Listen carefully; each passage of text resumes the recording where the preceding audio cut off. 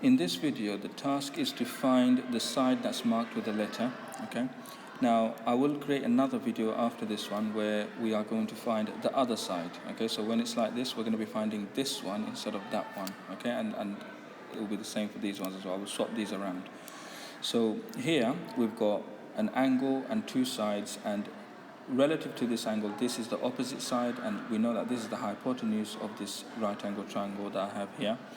So what I can write is, I can write the equation sine 40, so sine 40 is equal to, sine 40, remember, is opposite over hypotenuse, so x over 7,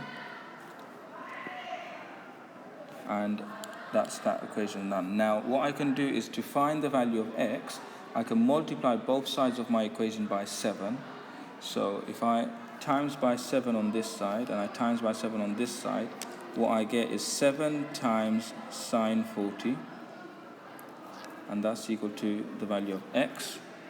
And then if I swap it around and put it in my calculator, x is equal to 7 times sine 40, put that in your calculator, you will get 4.499513 and some more digits. And then this, if you were to round it to 3 significant figures, let's say, so that will be to this position, so then that will become a 0 and that will become a 5, so 4.50 to 3 significant figures. Now this second one here, so this second one, we've got the angle there, we've got the adjacent side, and we've got the hypotenuse. Now when I have adjacent and hypotenuse, I use cosine, so cos. So I'm going to have, this time my equation is cos 25 is equal to y, adjacent side, over 12. Now this time, if I multiply both sides by 12, I will get y is equal to something. So y is equal to 12 times cos 25. Okay, and if I put that in my calculator, I will get 10.8756 and some more digits. And if I round it now to 3 significant figures, that's to this position, so it'll be 10.9. 10.9. Now this last one here, notice actually this time I didn't write the times 12, but you can do that here. So times 12 on both sides, and then you will get 12 times cos 25, but I swapped it around. So I put the letter on this side and this calculation on the other side here, okay? Now here I've got tan, so because that's opposite and adjacent relative to my angle, so tan 72, so tan 72 is equal to z over 5.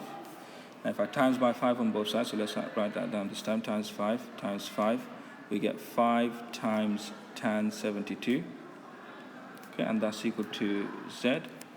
Okay, let's work it out now. So z is equal to, put that in your calculator, 5 times tan 72 will give you 15.3884176, and it carries on. And if I round that to 3 significant figures, so that's to this position there, so this will become 15.4. So I have 15.4, okay? So here what we've done is we use sine, cos, and tan.